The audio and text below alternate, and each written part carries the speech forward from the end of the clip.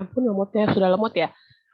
Jadi ada, nah nanti teman-teman akan saya kasih batas waktu itu selama seminggu. Jadi Anda bikin laporan itu cuma mengisi kolom, cuma 1 lembar aja sih kayaknya. Jadi apa yang Anda peroleh, apa tujuan. Udah bisa seadanya lagi.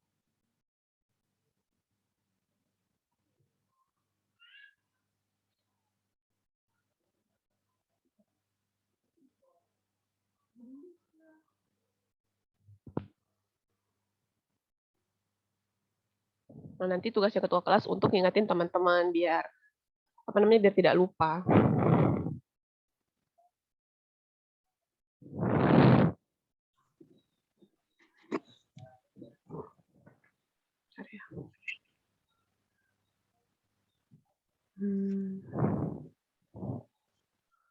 Di sini.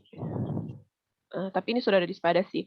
Jadi ini yang ada yang kolom yang ini format laporan mahasiswa ya. Ini. Nah, jadi Anda setelah ini saya kasih waktu 1 minggu. Jadi mulai diisi yang dari kebinekaan 1, 2 sampai hari ini. Nah, jadi Anda membuat tabel kayak gini. Di sini nama kegiatan, tujuan, tanggal, tempat, deskripsi singkat, apa jenis kegiatan yang dilakukan. Misalnya kunjungan itu apa? Berarti kalau kita kan kemarin pengenalan wisata desa wisata Bubohu. Kemudian yang kedua mengenai sejarah pahlawan Nani Wartabone. Terus yang ketiga hari ini adalah tentang kerajinan Sulaman Karawo. Nomor 2 bagaimana proses. Jadi kalau menurut Anda bagaimana prosesnya itu, misalnya lancar, baik, begitu. Kemudian yang ketiga apa pesan kunci dari kegiatan. Kalau dari pahlawan apa yang bisa Anda peroleh kemarin. Kemudian kalau dari desa wisata hal apa gitu yang bisa Anda dapatkan. Mirip-mirip sih dengan yang di tugas juga kan, yang di assignment bisa di copy paste aja lah. Nomor 4, bagaimana kegiatan tersebut berkontribusi terhadap pemahaman dan pengalaman Anda terhadap isu toleransi dan kebinekaan. Nah, ini Anda jelaskan. Kemudian tantangannya apa dan hambatannya. Kemudian apa tindak lanjut, kesan dan pesan, dan lampiran. Nah, lampiran ini bisa dalam kegiatan kita. Jadi saya sudah record sih, ini saya taruh di YouTube aja kali ya. Jadi Anda tinggal screenshot gitu, terus ditaruh di Word itu bagaimana? Atau kita samakan aja sama kayak punya saya ya? Nah, jadi saya juga mengisi begini, Kak Ikram juga mengisi seperti ini. Gitu ya. Lampiran tuh kayak gini contohnya. Memang pada ini agak banyak juga ya bumbu-bumbunya.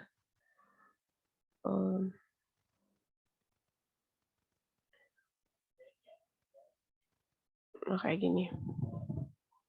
Jadi cuma lampiran selama proses Zoom.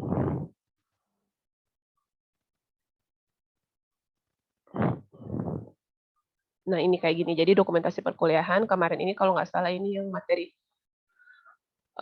presentasi ya, refleksi ya. Jadi cuma kayak gini aja. Terus diupload nanti di assignment. Jadi assignmentnya ketambahan 1. Kalau di kami, saya dan Kak Ikram tuh kita sudah ada menu logbook namanya. Tapi sama persis, pertanyaannya sama, yang diupload sama gitu. Ya, bagaimana? Kira-kira bisa? Boleh Bu, izin masuk Bu. Ya, silakan. Ini Bu, mohon maaf sebelumnya Ibu. Terkait yang di...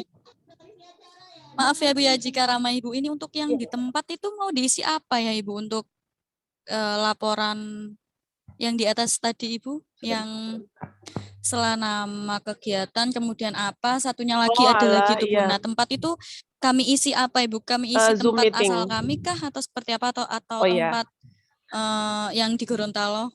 Tempatnya itu Zoom meeting ya. Jadi Zoom meeting. Kemudian linknya apa? Misalnya, terus nama linknya.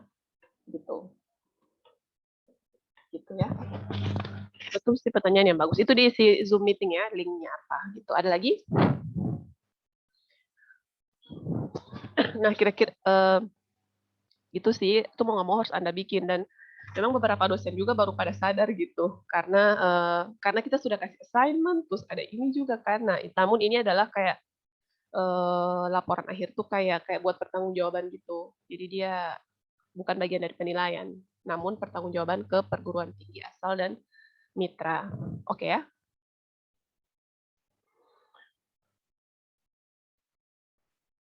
Ibu izin Iya, bertanya. iya silakan. Itu kan ada tujuan kegiatan. Tujuan kegiatan itu disamakan semua atau bagaimana, Bu? Disamakan aja, diikuti yang di sini ya, yang di SPADA, yang kalau nggak salah saya ada di tabel itu loh. Sebentar, gimana dia? Ini jenis kegiatan objektif, mengenal keberagaman sejarah pahlawan, itu aja, nggak apa-apa sama. Ikut di sini aja, kurang lebih mirip sih. Ya, ada lagi? Mana lagi ya? Ibu boleh masuk lagi, Ibu. Ya, terkait pengumpulannya itu sama semua ya, Bu ya, di tanggal yang sama itu. Nggak apa-apa di tanggal, nggak terserah di tanggal berapa aja, yang jelas tuh rentangnya seminggu. Pokoknya terakhir itu minggu depan Sabtu jam, sudah saya tulis di jamnya sebelum jam 10 ya, jam 9 WIB. Jadi nggak apa-apa, rentang waktunya itu dia Iya, selama Bu. seminggu ini ya. Jadi dia itu kalian upload di assignment karena kalian nggak ada menu logbook kan. Namun dia bukan assignment namanya. Ya sih namanya assignment sih, saya taruh di dalam kolom assignment. Ya benar-benar. Iya, Bu. Oke. Ini nama tujuan, berarti nama kegiatan kebinekaan 1 gitu ya, atau 2 atau 3, terus tujuan yang tadi lihat di objektif, terus tanggal sesuai dengan pelaksanaan, tempat Zoom meeting linknya, terus ini penjelasan tantangan dan lain-lain. Oke ya. Baiklah, kalau sudah kita akan lanjut ke hari ini. Kita akan belajar tentang mengenal kain sulaman Karaos sama dengan yang saya pakai ini. Iya. Ini namanya sulaman Karaos.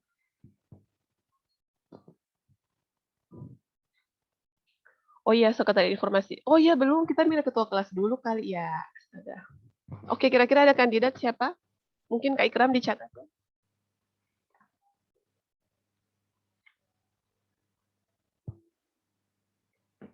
Cowok kah? Cewek kah?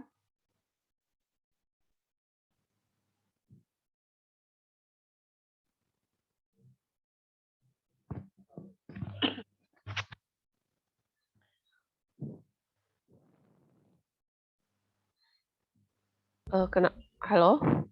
Seperti ini kurang semangat karena banyak tugas ya ini.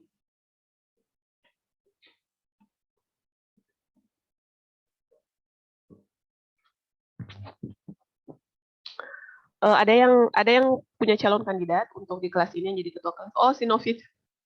Oke, ada lagi selain Derry, siapa yang milih Novita lagi atau ada yang lain?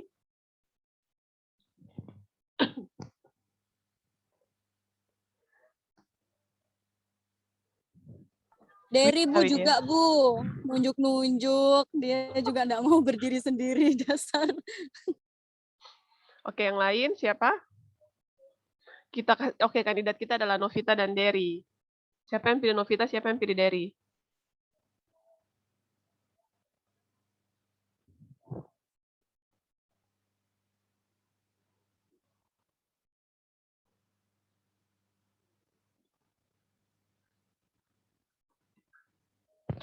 Widya pilih siapa? Widya pilih Kak Novita, Bu. Oh, oke, Putri. Saya tanya satu-satu ya. Putri siapa? Kak Novita, Bu.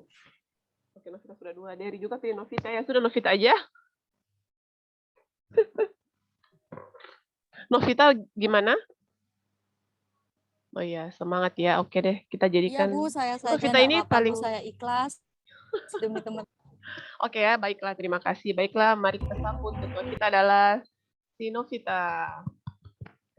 Oke, jadi minta tolong kepada ketua kelas itu fungsinya hanya untuk mengingatkan teman-teman maupun saya juga kalau lupa ya, tentang absen dan presensi. Itu yang paling penting, itu presensi dan juga assignment ya, batas assignment. Sama, oh itu aja. Oke deh Novita. Baiklah. Kita masuk sekarang ke kain sulaman Karawa. Jadi seperti saya pakai ini. Sorry. Nah, ini dia. Nah, itu. Jadi kain sulaman Karawa ini merupakan salah satu kain khasnya dari mana? Gorontalo. Kalau nggak salah Tio tuh pernah mempresentasikan Tio ya yang dari Cirebon. Dia pernah di dalam slide-nya itu ada kain batik khas Cirebon.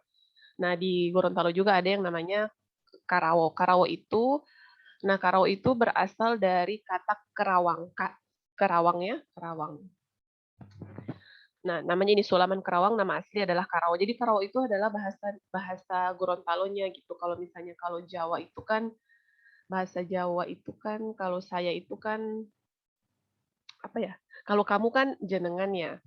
Bahasa Kromo gitu loh. Nah, kalau bahasa Gorontalo Kerawang itu bahasa Gorontalo artinya Karawo, tapi nama ininya Kerawang, nama bahasa Indonesia. Nah, jadi artinya sulaman dengan tangan. Itu. Nah, biasanya kalau kayak batik gitu, kalau di kantor-kantor atau instansi atau dinas terkait memakai seragam ini sebagai seragam kantor. Misalnya kalau di Gorontalo tuh kalau nggak salah hari Kamis, kami para dosen atau kantor itu wajib untuk mengenakan pakaian Karawo baik laki-laki atau perempuan. Nah, lalu jadi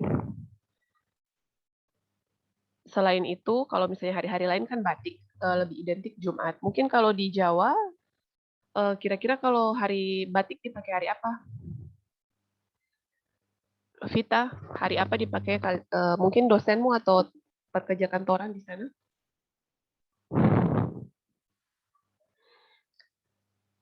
Siapa ya? Oke, kira-kira kalian juga pekerja kantoran pakai batik kan ya di sana? Iya, Ibu. Hari apa, Tio? Guru-guru biasanya kalau pakai batik itu hari Rabu, Ibu. Oke, baik. Ya, kalau kami di sini hari Jumat. Sama juga guru juga, dosen, instansi gitu ya. Gimana Ibu kalau di Jawa Ibu? Hari apa pakai batiknya? Seragam batik itu loh ke instansi atau dinas atau pekerja kantoran. Iya Ibu, iya. Rabu Iya ya? Ibu, izin masuk ya Bu ya. Kalau di tempat saya itu,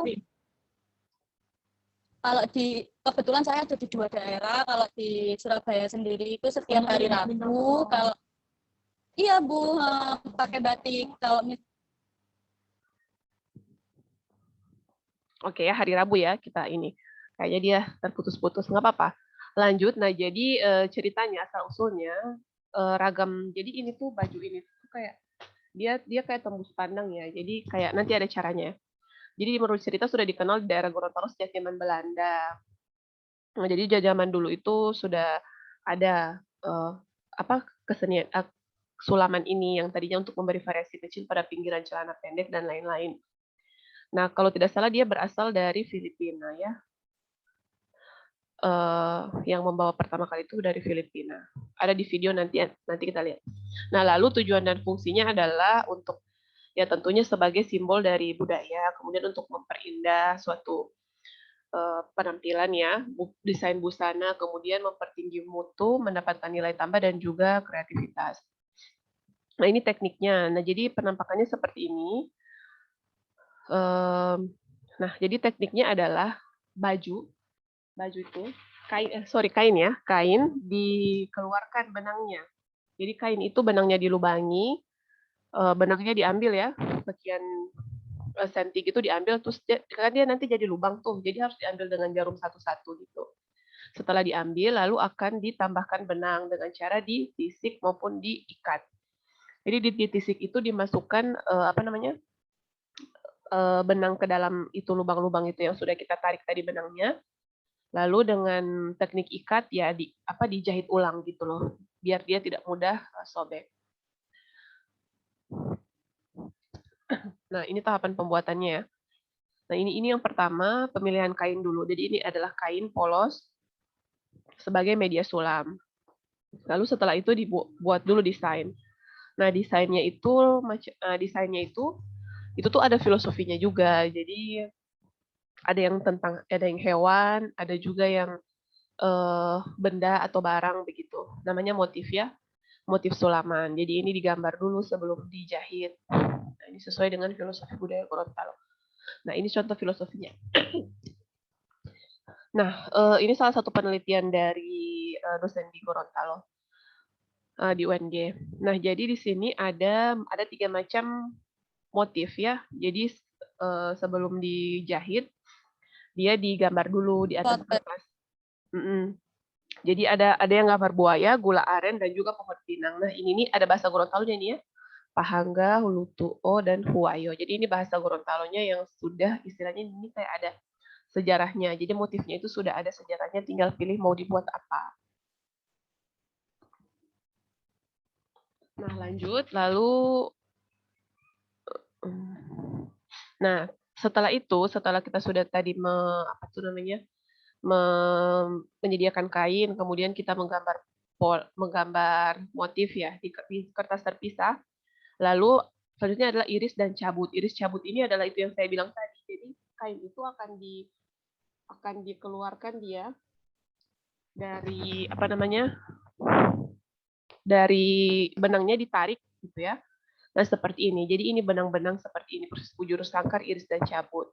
Nah waktu saya SMP kita ada praktek kayak gini gitu. Sama dengan kalian kan ada juga membatik gitu kan.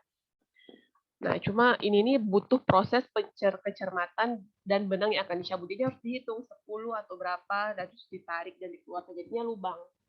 Jadi akan lubang begini. Akan lubang. Nah, yang lubang itu nanti akan dijahit dan digambar pola dengan benang berbeda di dalamnya. Susah sih. Nah, lalu setelah itu, nah ini tahapan menyulam. Jadi dia di atas alat sulam begini. Itu kan Anda bisa lihat dengan jelas, itu sudah ada lubang-lubang yang ditarik benang tadi itu loh. Benangnya dikeluarin, terus dijahit lagi, dipasang, diikat, dan dijahit berulang-ulang supaya dia kuat. Jadi tenang, ini tidak mudah sobek ya. Asal Anda jangan, mungkin kalau kena paku yang gede terus ditarik ya pasti sobek ya. Tapi selama ini pakai mesin cuci atau apa aman karena memang dia dijahit di berulang-ulang gitu. Nah, terus di sulamnya ini kan penambahan benang di bagian dalam, pembentukan bunga dan lain-lain. Yang terakhir adalah finishing. Finishing adalah penyelesaian dalam bentuk sulaman. Istilah dalam bahasa Gorontalo mukarawo. Jadi istilah mukarawo itu di bagian finishing. Yaitu istilah aja ya. Sebenarnya semuanya sama sih proses karawo gitu.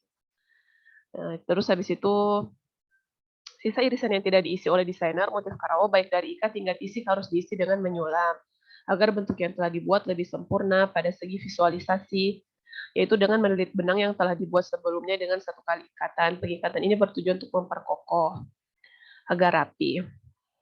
Oke. Next ya. Mau bertanya apa? Next dulu. Mau bertanya Ibu. Boleh, ya udah, boleh silakan. Untuk pembuatan kain yang seperti itu kan saya melihat itu saya mendengarkan Ibu bercerita itu sangat rumit ya sepertinya Bu ya. Berapa lama Bu biasanya Bu ya? Sangat bagus sekali sangat pertanyaannya. Bagus pertanyaannya. Ya. Jadi berapa lama? Tentunya berhari-hari, kurang lebih 3 hari, 3 sampai seminggu gitu ya, 3 sampai seminggu. Nah, jadi sebenarnya nanti ini kan kebinekaan. Nanti di besok itu Kak Reza Bokings akan mengisi materi. Jadi akan saya bahas di refleksi Karawo minggu depan ya. Seperti apa pengrajin, kenapa mereka dibayar, dan bagaimana kehidupan mereka itu akan kita bahas di next. Tapi kurang lebih 3 hari sampai 1 minggu. Satu kain. Lama, memang lama kan. Tergantung polanya, semakin besar yang mau digambar, semakin rumit dan semakin lama. Begitu. Nah, ada lagi? Nah, selanjutnya, Desi mau bertanya. Untuk itu Bu, kalau di sini kan kalau kayak gitu itu namanya ulos, tapi dia itu ada rumusnya, itu punya rumus sendiri nggak? Oh ya, oke, terima kasih ya.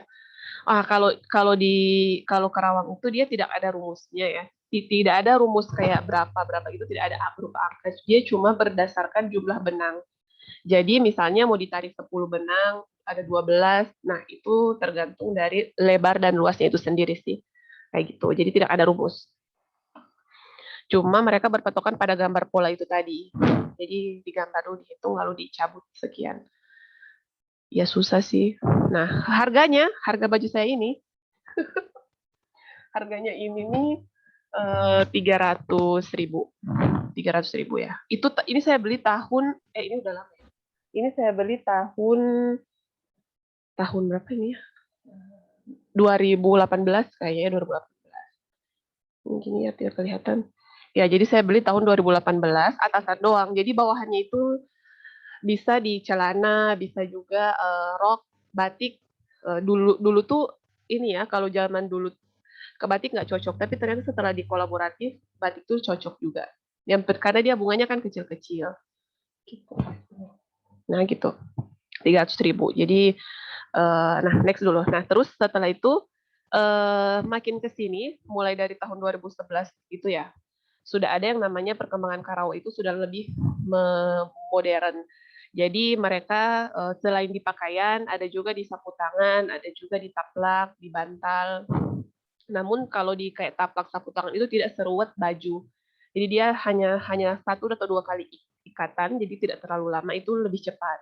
Atau di jilbab ada sih jilbab saya. Nah, jilbabnya itu dia kan lebih tipis karena kayaknya lebih tipis, jadi dia tidak terlalu banyak ikatan dan juga kan tidak seperti baju itu kan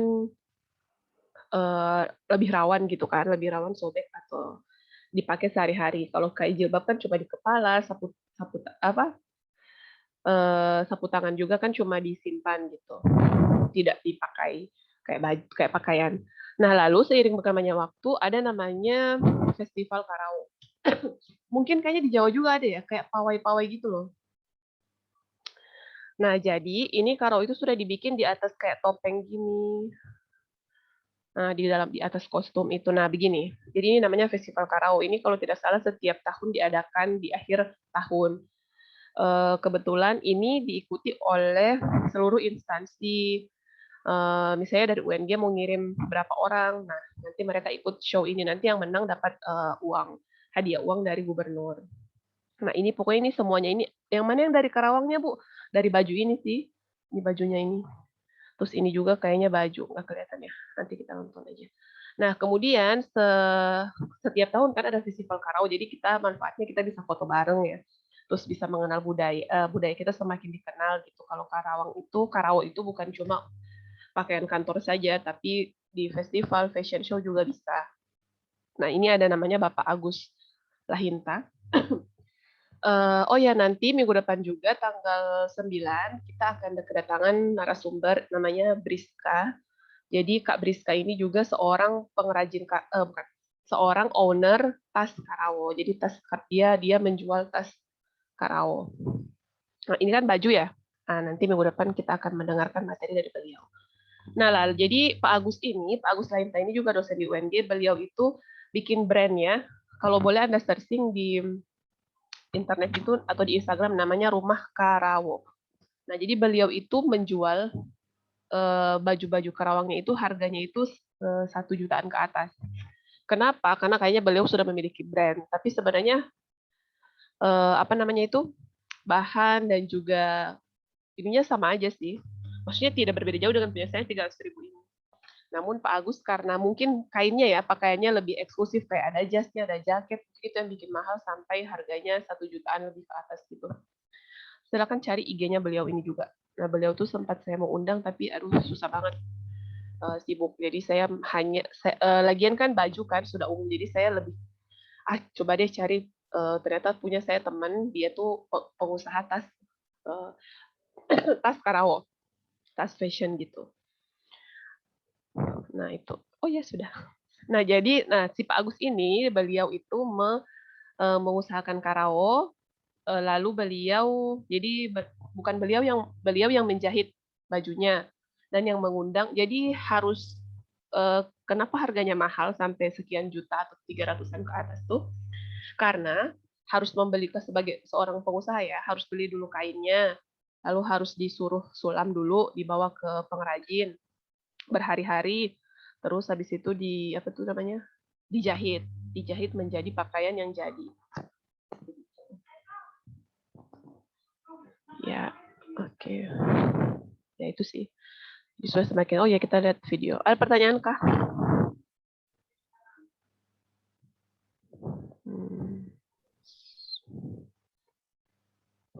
Ibu izin Ya bertanya, Ibu. silakan Putri.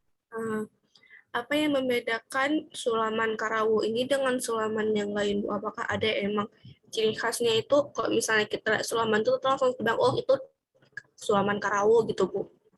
Kan kalau misalnya kami di Aceh itu mungkin identiknya dengan pintu Aceh, jadi kalau misalnya ada Sulaman pintu Aceh itu pasti udah kepikiran, oh itu berarti dari Aceh gitu. Ataupun satu lagi ada gambar, apa ya, lupa istilahnya, satu lagi, Ya. Karawo ini apa ciri khasnya gitu, Bu? Ya betul, oke terima kasih ya. Jadi ciri khasnya itu ya kata Karawa itu sendiri atau Kerawang, kain Kerawang ya, kain Kerawang. Jadi mungkin kalau kalian yang tinggal di Jakarta ya, misalnya kalian kalau ke saya nggak tahu nggak usah di Blok M atau di mana yang pasar gitu, di situ juga mereka menjual kain Kerawang ini, namanya kain Kerawang. Kalau kalian sudah bilang kain Kerawang itu pasti dari Gorontalo itu sih. Namun sebenarnya ada juga yang model sulam-sulaman kayak gini sih, tapi dia tuh kayak saat dilihat dia tuh cuma di atas kain, di gambar atau di sulamnya itu, bukan di dalam benang. Itu. Ya ampun, lembut banget. Berarti itu artinya dapat dibedakan dari bentuk ininya Bu ya, ukirannya begitu ya Bu. Ya betul. Ya udahlah, karena videonya itu saya ambil dari YouTube, bentar ya. Oh iya, thank you Tio. Itu ya, Instagram Rumah Karao itu silakan. Buka juga Bapak Agus Rahinta itu. Jadi yang awalnya Karao itu cuma apa namanya industri rumahan gitu kan, berkat Pak Agus ini, jadi itu jadi lebih mendunia. Aduh, saya buka ini yang mana ya?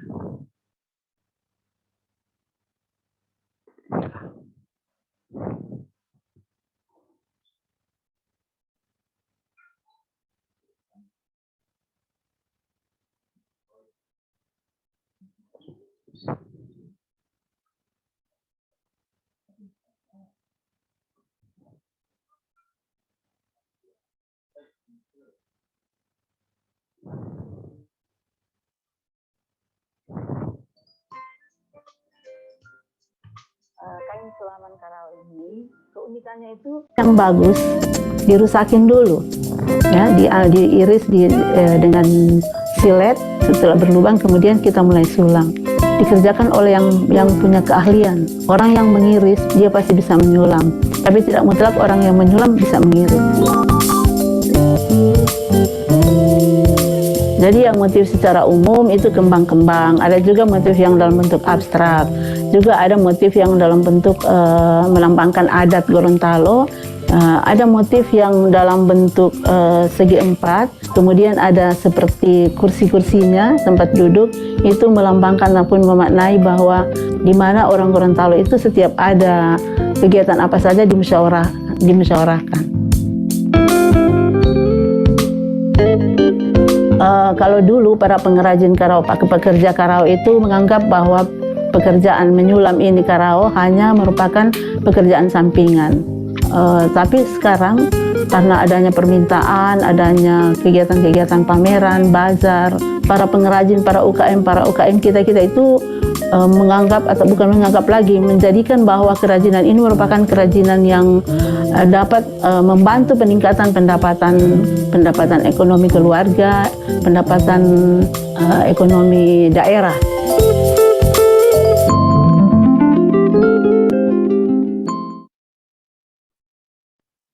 Ya, iya ya, pertanyaannya dari Derry tadi. Derry bertanya apakah dia tadi bisa pada event-event apa. Jadi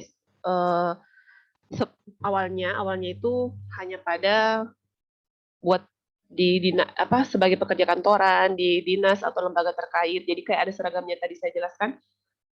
Lalu semakin ke sini tuh akhirnya pemerintah tuh bikin event di pameran. Jadi di pameran biasanya kan disuruh perwakilan dari dinas pariwisata tolong mewakili di mana, misalnya Jakarta ada acara pameran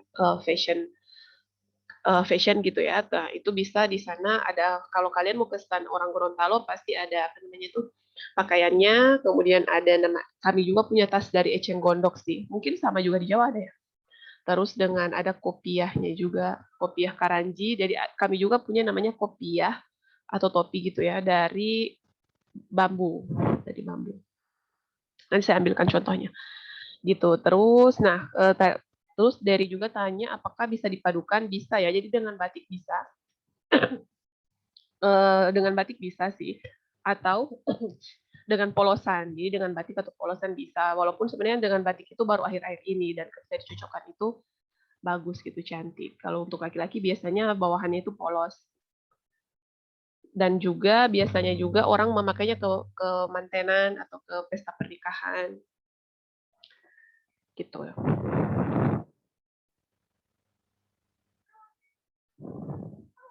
Iya ya, keren ya punyanya Pak Agus itu ya. Jadi punyanya Pak Agus itu beliau itu bagusnya apa? Kenapa jadi mahal? Karena pertama menjual brand. Kedua adalah bahannya itu saya sudah pernah ke tokonya juga ya. Jadi kayak butik. Nah, itu bahannya itu benar-benar tebal kayak jaket, kayak blazer, terus kayak ya hoodie-hoodie kayak gitulah. Itu kan pasti mahal ya. Harga ininya aja, harga bajunya saya sudah mahal, belum disulam lagi. Jadi biasanya pengrajin itu pengusaha itu biar lebih hemat, mereka beli aja baju yang sudah jadi saya dipesan dan sudah jadi, nah tinggal disuruh sulam. Ternyata tadi pengerjaannya seminggu sampai 3 bulan ya, kayaknya itu tergantung kesulitan, tingkat kesulitan. Harganya berapa Tio itu yang di Instagram Tio, yang hoodie? Berjuta-juta kok kayaknya. Oh 750. Itu 750 Ibu, tapi kayak apa ya Bu? Mana ya? Look-nya tuh kayak emang buat, maaf Bu, lagi rame ada yang kerja. Ya nggak apa-apa. Kayak fashionable gitu Bu. Jadi kan emang saya suka pakai batik gitu kalau terus yang lain pakai baju kemejaan, saya akan pakai Oh batik. ini ya. Ya Lebih ini. casual aja. Nah iya yang itu super Ya. keren banget. Oh iyalah. Kalau menurut Anda suka nggak cowok-cowok pakai kayak gini? Ya kayaknya bagus juga ya. Biasanya cowok-cowok mungkin biasanya mereka tuh cuma mau pakai yang ke pesta atau ke pernikahan sama ke kantor. Tapi kalau modelnya kayak gini berarti di mana? Yang Kenapa Vita? Iya ini ya. Nah ini yang mahal saya bilang itu. Kalau yang industri biasa ya pakaian kayak tadi itu. Nah ini tas ya tas. Tapi yang ternyata di si Pak Agus juga ini beliau juga punya tas ya. Tapi yang materi yang akan saya tampilkan juga tuh punya tas seperti ini. Harganya kalau tasnya di teman saya itu sekitar 300-an sih. Kalau ini berapa ya? Oh, via DM.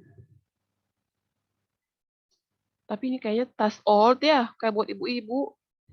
iya Bu. Kecuali yang ini ya kayaknya ya. Ya bentar, saya coba ambilkan kopiah itu. Ya ini kayaknya punya teman saya lebih bagus. Nanti kita ketemu dia. Oke, ada lagi. Ya kayak gini. Jadi teman-teman bisa lihat ya di gambar itu tuh kayak ada benang-benang yang lubang-lubang ini loh. Nah itu. Kayak dia ada pola tapi di sebelahnya itu ada lubang-lubang. Tapi memang kalau lihat kayak gitu tuh kok kayak nggak rapi. Tapi setelah Anda pakai dan Anda lihat dia jadi rapi. Oh ini kopiah yang saya bilang ya.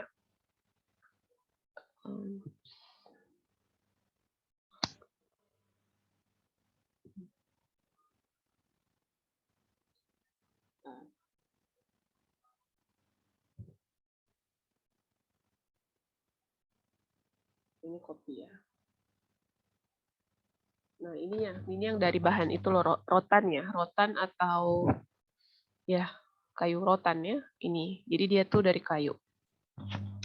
Nah biasanya kalau laki-laki, kalau perempuan cuma pakai jilbab ya, atau nggak pakai jilbab juga boleh, sama rok atau sama celana. Terus kopiahnya laki-laki pakai baju kerawang, terus sama atasannya ini di kepalanya gitu, kayak kopiah. Upi, istilahnya upi ya karanji. Oke itu sih. Mungkin ada tambahan dari Kak Ikram atau yang lain?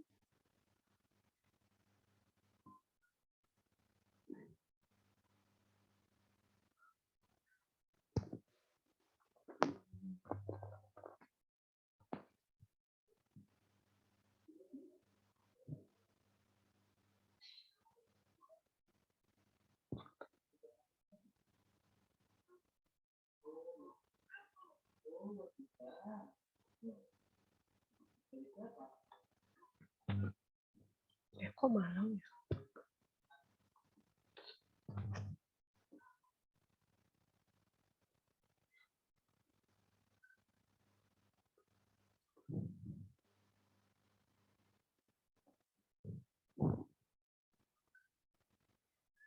Oh, ini makanan ya. Ada juga toko oleh-oleh namanya Maharani Souvenir. Kita mau lihat. Ya, tidak ada ya. Oh.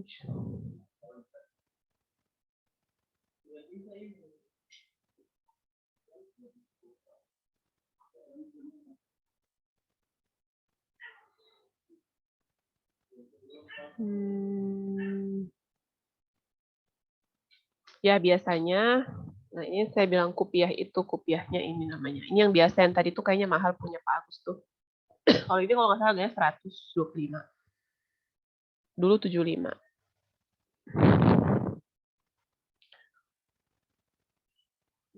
Terus nanti kita akan mempresentasikan, nanti ada kuenya juga, kue Karawo juga ada. Itu juga di bunga-bunga gitu. Jadi Karawo itu kayak membunga gitu, bikin bunga. Ya itulah ya. Oke, baiklah. Tidak ada pertanyaan kah? Kita lihat video yang ini.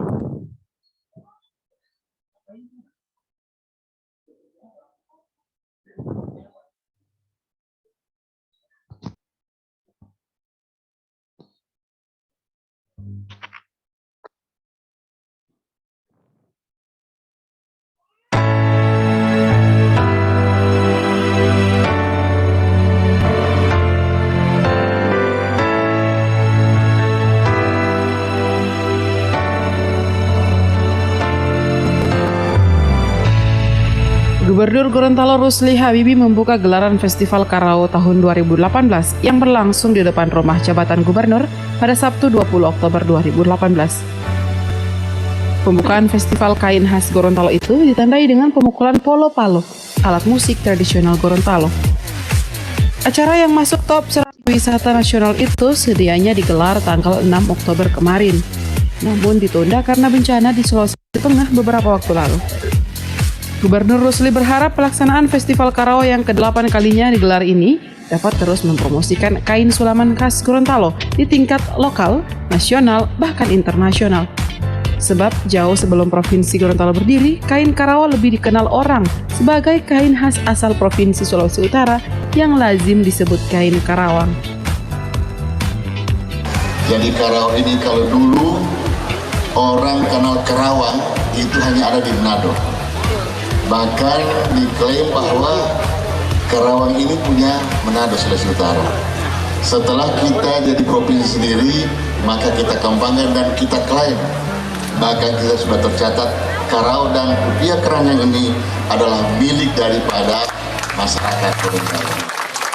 Saya mengharapkan dari Dinas dan BI untuk mempersiapkan generasi muda kita.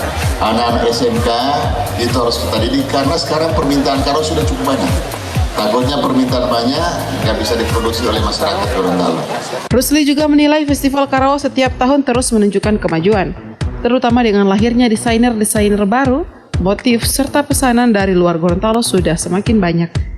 Bahkan telah mengikuti sejumlah kontes fashion di New York, Amerika Serikat, dan Paris, Prancis.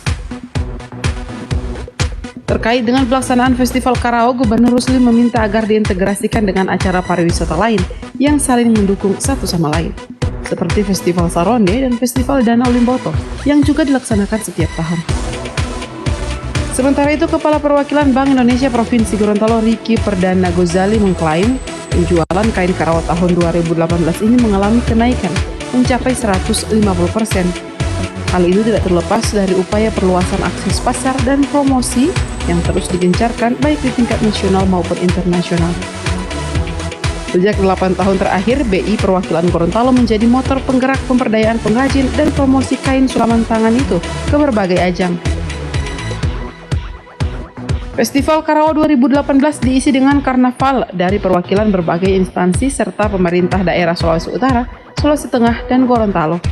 Karnaval yang mengambil tema Kerajaan Nusantara itu mengambil garis start di depan rumah jabatan gubernur dan finish di eks kantor BI Perwakilan Gorontalo.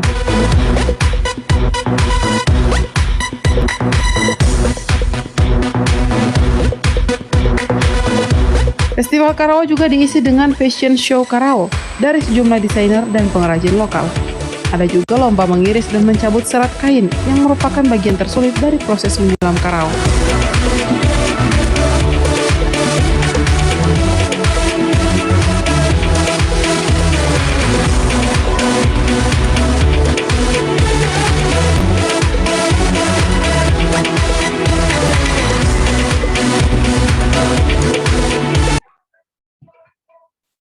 Oke, ya itu tadi. Oke, sudah materi kita itu aja.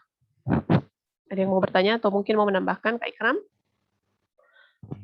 Kalau Kak Ikram, kalau mahasiswa itu pernah ada jadwalnya di Sultan Karawang apa tidak ya? Atau pada perayaan apa saja? Acara apa aja? Halo Kak Ikram? Kayaknya masih ke toilet ya. Nah, biasanya yang pakai itu sih biasanya orang kantoran. Yang tadi ada yang tadi bawa acara MC. Nah, beliau itu yang biasa, yang model biasa. Jadi kalau Anda mau membeli kain itu, misalnya Anda mau membeli kain ya, misalnya pesan di toko A gitu. Nah, itu sudah ada gambar polanya. Jadi ada gambar polanya, digambar mau bajunya itu setelah dijahit jadi seperti apa. Jadi ada kertas secari kertas, itu sudah gambar baju sudah jadi beserta polanya. Jadi tukang jahit, penjahitnya tahu, oh ini saya mau bikin kayak gini gitu. Biasanya kayak gitu. Harga kalau kain aja rata-rata 100. Nah, kalau dia semakin tebal semakin mahal. Bentar ya, saya ambil contohnya ya. Bentar ya.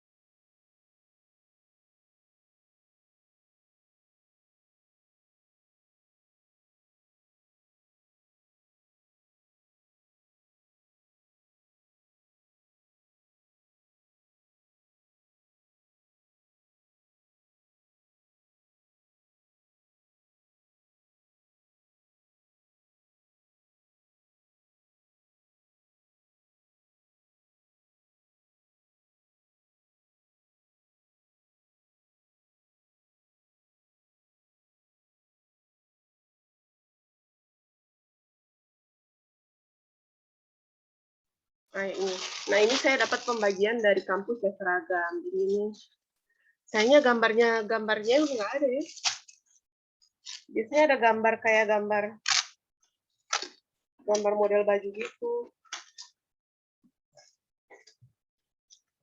Nah, tapi ini kain ya, ini kain belum jadi baju. Terus jilbab.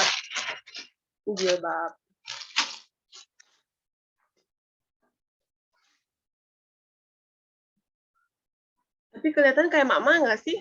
Kalian kira-kira mau pakai ini ke kampus? Iya, Ibu tua ya, Ibu desainnya, Ibu. Mohon maaf. Kenapa? Iya, betul ya. Iya, Ibu desainnya, iya, Ibu. Nah, coba mana Kak Ikram? Kak Ikram kira-kira ada nggak mahasiswa yang pakai ini? Jarang ya? Kecuali Jarang, Bu. Tuh, jarang ya, iya. Jadi memang saya juga nggak suka pakai jilbabnya. Ya, jadi memang agak seperti ibu-ibu gitu loh. Kayak mungkin karena buat formal aja dia cocok. Nah, biasanya teman-teman mahasiswa kalau ada kegiatan apa gitu, mereka seragam panitia atau gitu. Kalau laki-laki kayaknya lebih keren juga sih. Oke, itu aja. Adakah yang mau diskusi lagi sebelum kita akhiri?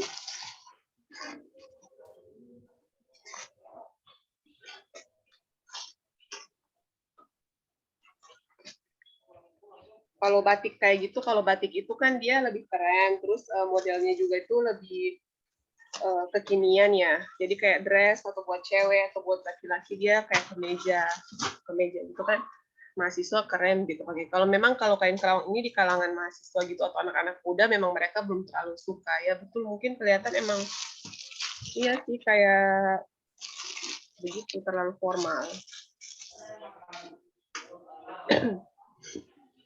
Ya, itu aja.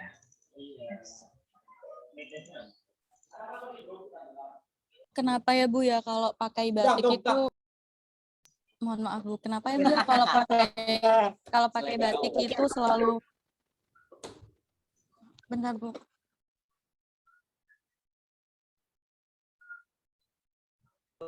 Jika memakai batik itu mengapa itu ya Bu ya selalu ada hari-hari tertentu, misalnya hari Kamis kah atau Jumat gitu ya Bu ya? Oke, kira-kira ada yang mau menjawab dulu nggak sebelum saya jawab? Menurut teman-teman lain kenapa?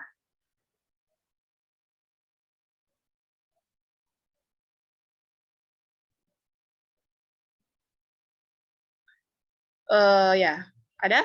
Kah?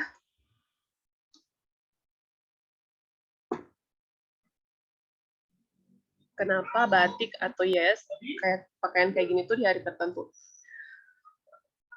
Iya Bu, padahal kan kita bisa memberikan apa ya Bu ya, seperti mengenalkan lah sama untuk lebih mencintai kalau misalnya kita sering untuk memakainya begitu.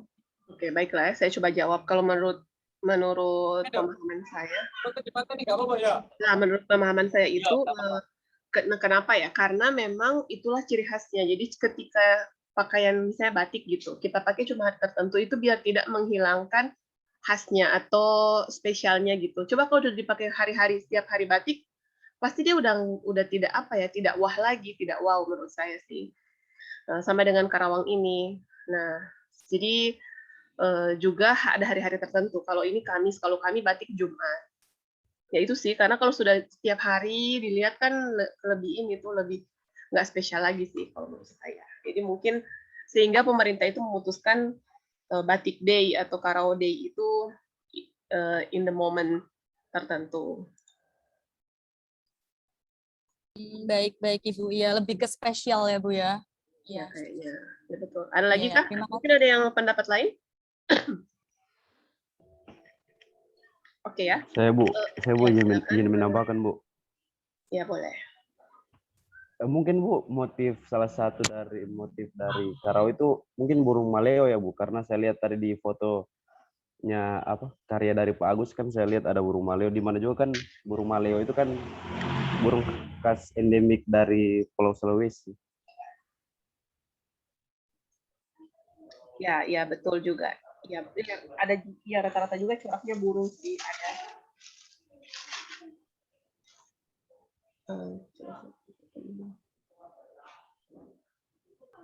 Ya, jadi burung maleo itu ya burung khas Sulawesi.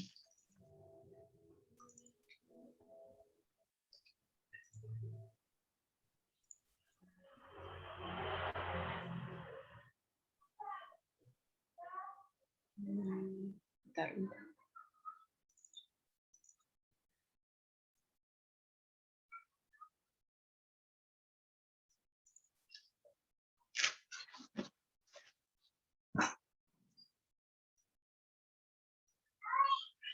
Ya intinya juga seluruh daerah itu pasti punya khasnya sendiri ya, dari pakaian, adat, kemudian lagu, bahasa dan lain-lain gitu. Nah di sini ada.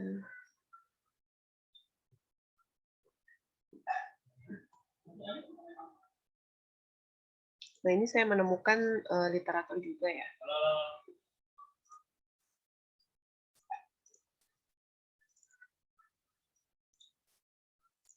Nah, ini literatur di sini ada beberapa contoh motif sulaman yang banyak diaplikasikan pada kerajinan Karau khas Gorontalo. Nah, di sini ada sampai 25 motif. Nah, tapi ini kayaknya yang paham itu memang yang bikin ya, yang pengrajinnya, bahkan ya senior-senior lah, atau mungkin ada dosen-dosen yang mengambil jurusan budaya seperti itu. Cuma memang saya juga memang baru tahu ya kalau ternyata ada filosofinya gitu, motif-motifnya itu yang seperti kayak kami bilang tadi, yang ada hewan, terus nah seperti itu, ada buaya, ada burungnya dan lain-lain.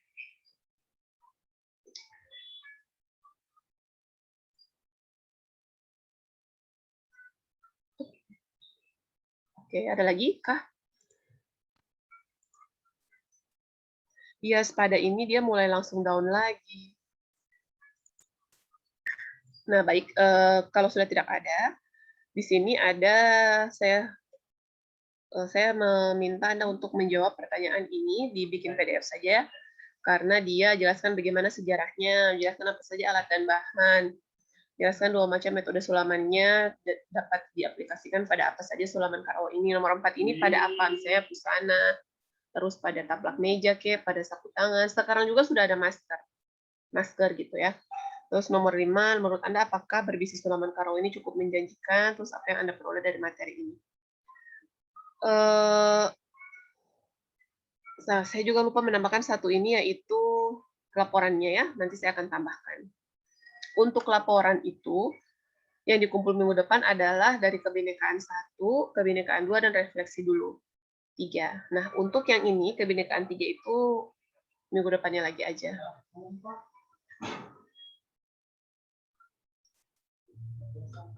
Oke, ada pertanyaan tentang assignment? Tentang laporan Ibu bertanya, ingin memastikan saja Ibu. Berarti kan itu Ibu mengatakan tadi ada yang ibarat kata materi yang pertama, yang kedua dengan yang ketiga. Itu artinya PDF-nya ada 3 lembar begitu ya Bu ya? Iya, betul. Oh ya baik. Satu-satu ya, di satu-satu Ya. modul. Baik Ibu, terima kasih Bu. Oke deh, terima kasih. Itu saja dari saya. Untuk batas absensi saya sudah tekankan setiap selesai perkuliahan sampai dengan tengah malam. Jadi sebelum jam 12. Kalau nggak salah di situ jam 20.259, di sana jam 10 kayaknya ya, jam 10 malam ya. Iya Bu. Ya, nanti didat aja lah itu. Baiklah teman-teman, terima kasih. Kita foto aja dulu ya, sudah lama tidak berfoto.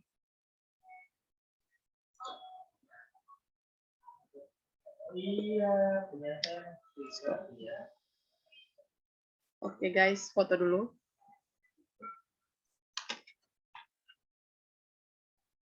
Satu orang tidak masuk ya, Alivia? Katanya lagi nge-MC. Oke, 1, 2, gaya begini ya. Oke, 1, 2. Kak Ikram? Oh ya, sudah ada. Oke, baik teman-teman, terima kasih. Jangan dianggap beban perkuliahan ini, namun tetap dikerjakan tugasnya, kemudian laporan dan juga absen. Selamat melanjutkan aktivitasnya. Besok kita ketemu lagi, insya Allah ada pemateri dari Pak Reza, Kak Reza. Assalamualaikum warahmatullahi wabarakatuh. Selamat pagi. Waalaikumsalam warahmatullahi wabarakatuh. Terima kasih Bu. Terima kasih Bu. Sampai jumpa. Sampai jumpa Ibu.